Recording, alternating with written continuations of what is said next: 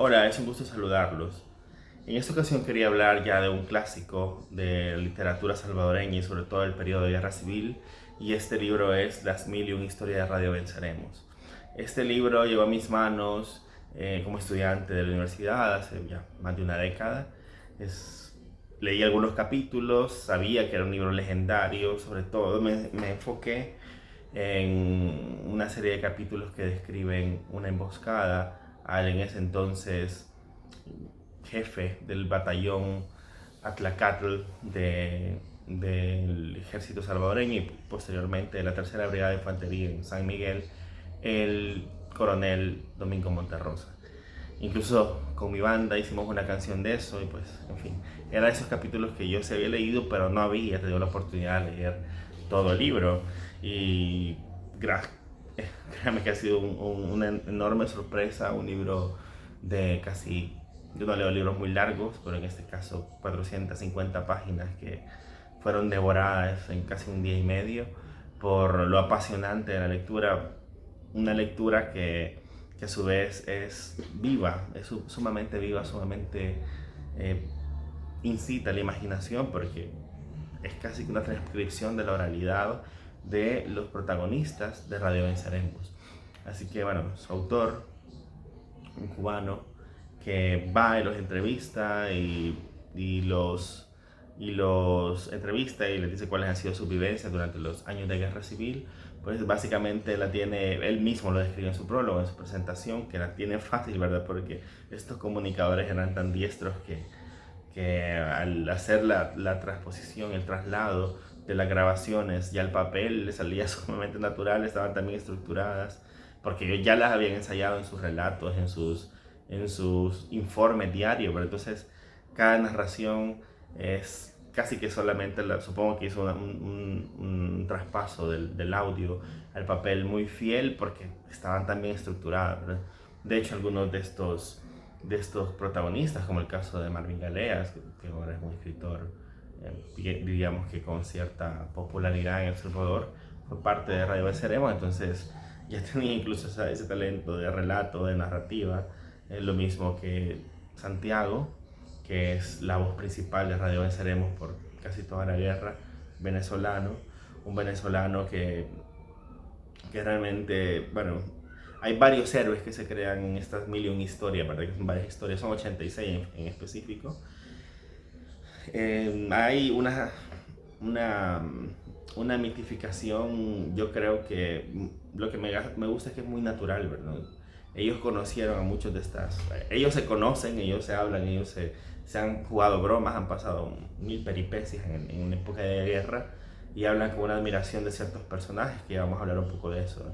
Pero en Radio Venceremos, al final del libro, se te hacen tan apreciados, con tanto cariño, nombres como los de Santiago, que es la voz, la que retumba, la que mantuvo en moral alta a la familia guerrillera, por así decirlo, durante el conflicto.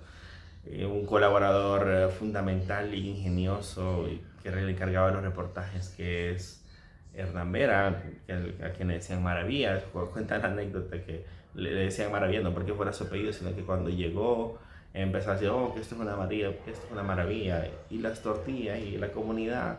Entonces rápido le pusieron el apodo. Entonces, bueno, narra todo eso. Son dos personajes entrañables, realmente entrañables. Ni que hablar de otros personajes, pues Marvin también Galea, que tiene unas vivencias impresionantes en el transcurso de la guerra. Leti, que también es una líder, una dirigente, casi que la jefa, ¿verdad? La que direcciona todo en cierto momento en Radio Venceremos. Es imposible también no mencionar, aunque tiene un poquito anecdotaria, pero a quien se le dedica incluso un poema que yo me lo he apuntado para mí, se llama Marcela y la guerra.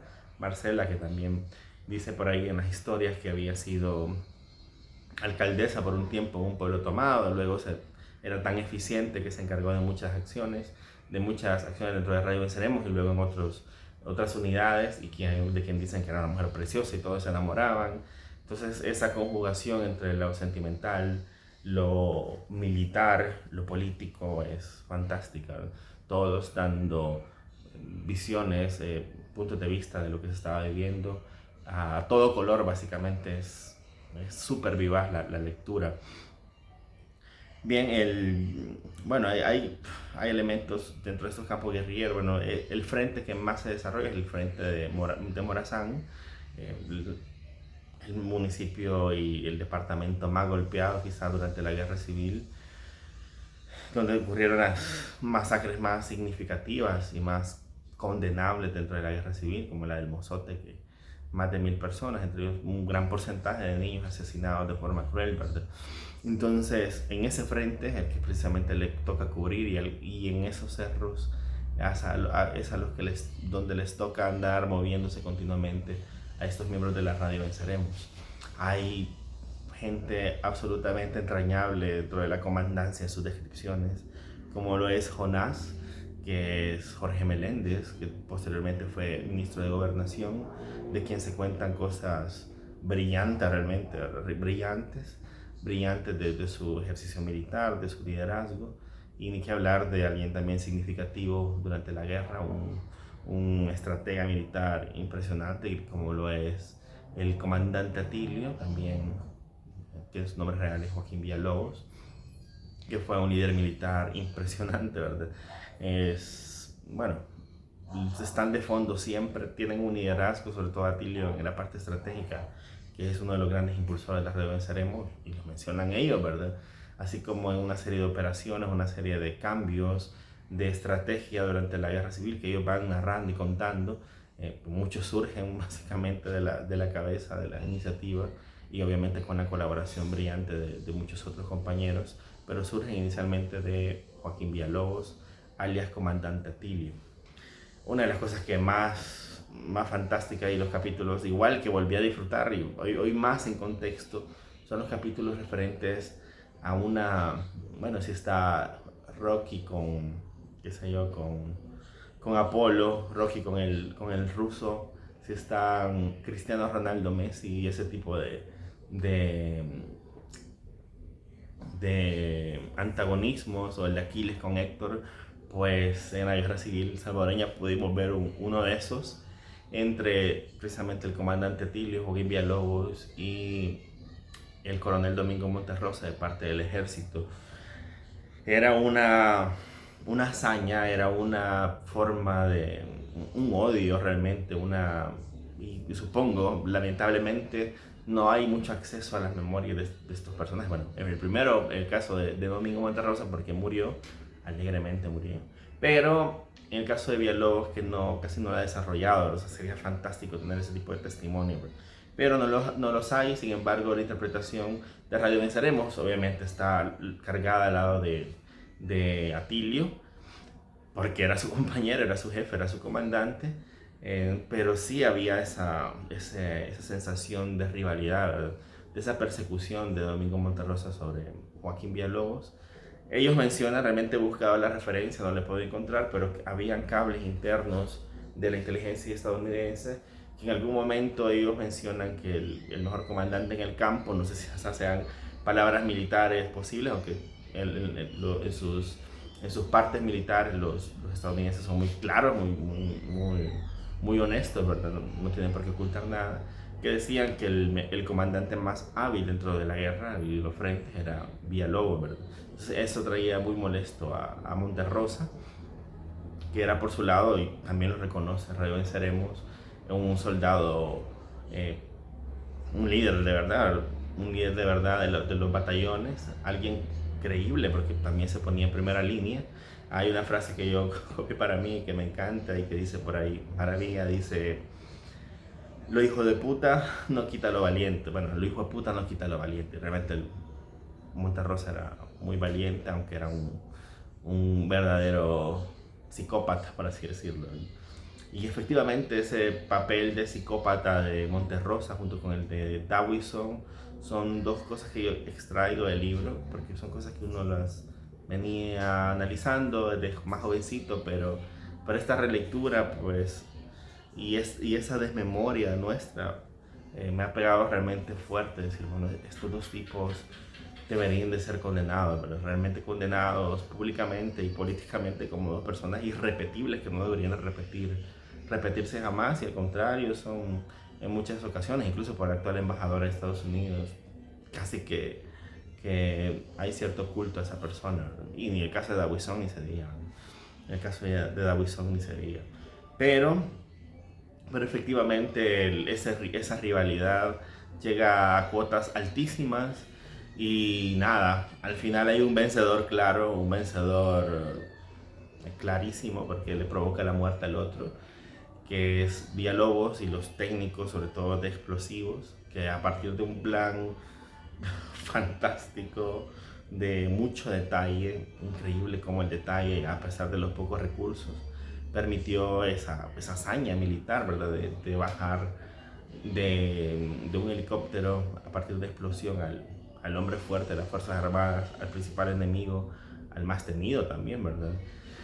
Entonces, esa narración, esos capítulos, se llama Caballo de Troya, es uno de esos capítulos, yo creo que te mantiene al vilo, realmente es fantástica, me la he pasado súper bien y además he tenido mucha alegría al releerlo, ¿verdad? Me sentí también orgulloso porque habíamos hecho una canción de eso, pero creo que las palabras quedaron cortas y lo hubiera releído. Yo solamente tenía la memoria a gran escala, de eso se trata la canción Emboscada, pero me hubiera gustado releerlo antes de hacer la canción, ¿verdad? En fin, esa persecución y esa conclusión en ese capítulo de Caballo de Troya, como un caballo de Troya moderno en la guerra civil, es fantástica. Y bueno, como repito, el ganador, claro, en ese duelo fue el guerrillero comandante Atilio. Para terminar, hay otros, casi todos los capítulos tienen cosas fantásticas, de elogio, ¿verdad? Ante la necesidad, del ingenio, en ese caso del salvadoreño, en ese caso de la guerrilla, ante los pocos recursos, el uso del hambre de púa para, bueno, yo no entendía muy bien el lenguaje técnico, pero para desviar o evitar la intercepción de las comunicaciones por unos aparatos llamados goniones entregados por el ejército estadounidense, que eran de alta tecnología en los 80s. Asimismo, hay episodios hermosos como, bueno, una descripción del amor dentro de los campamentos guerrilleros, en el sentido de que era tan sencillo, era tan natural.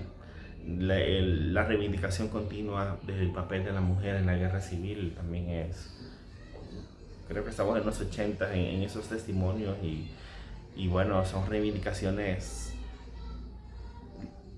como diría, no fingidas, no interpuestas o un papel así políticamente correcto, sino unas reivindicaciones de su papel en el caso de las mujeres, evidente, testimonial de su importancia, de su relevancia, de su fuerza.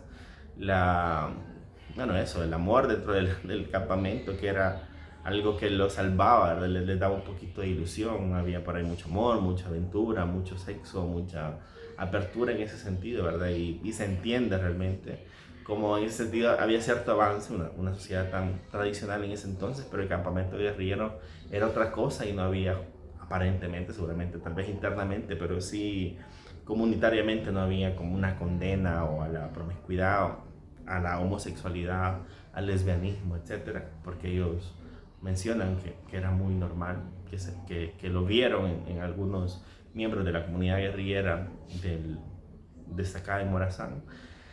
Entonces también esa parte me pareció la reivindicación del papel de la mujer, porque hay verdaderas líderes que te dejan impactado, ¿verdad? De valentía al mismo nivel que los demás miembros de la guerrilla varones. Nada, solamente instarlos a leer esta joya fantástica de crónica y de la guerra civil salvadoreña, Las 1001 historias de Radio Venceremos. Y nada, saludos.